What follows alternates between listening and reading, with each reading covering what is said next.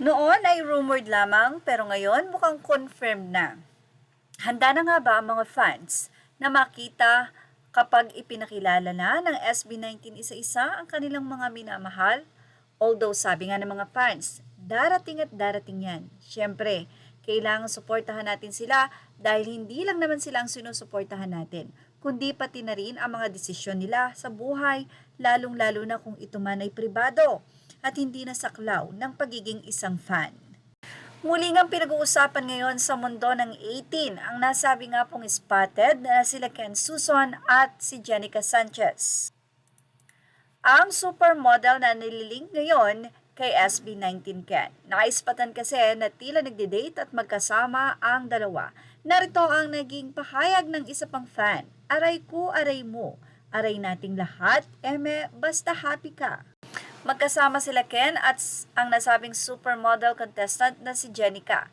Sa nasabi pang caption ng post ng netizen na ito, aray ko, aray mo, aray nating lahat, eme, basta happy ka, suportahan ta ka, kaya pakilala mo na Ken Suson. Ayan pa ang suggestion ng nasabing fans. Well, ano nga ba ang masasabi pa ng iba? Napakarami nga pong Facebook posts.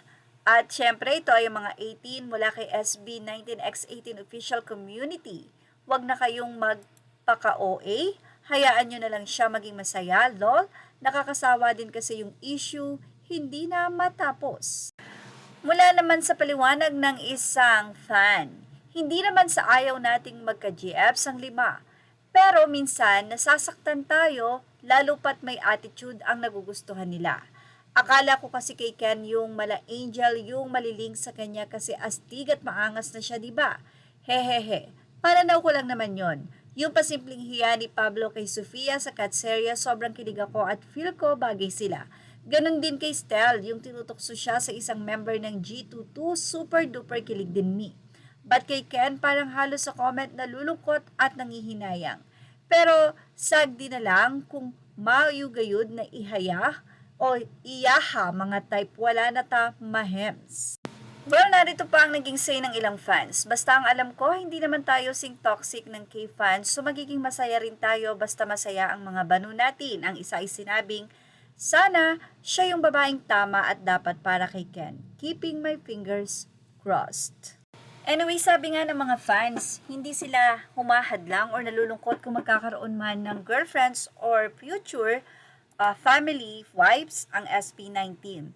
Ang nais lang naman nila ay magkaroon sila ng deserve na makakasama sa buhay. Well, totoo po yan dahil sa totoo lang, ang pag-aasawa ay para rin daw ang isang paamo mo ay nasa hukay.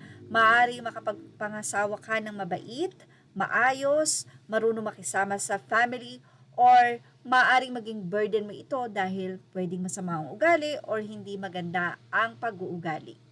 Well, ano masasabi niyo about dito? Ilagay na ang inyong opinion sa ating comment section.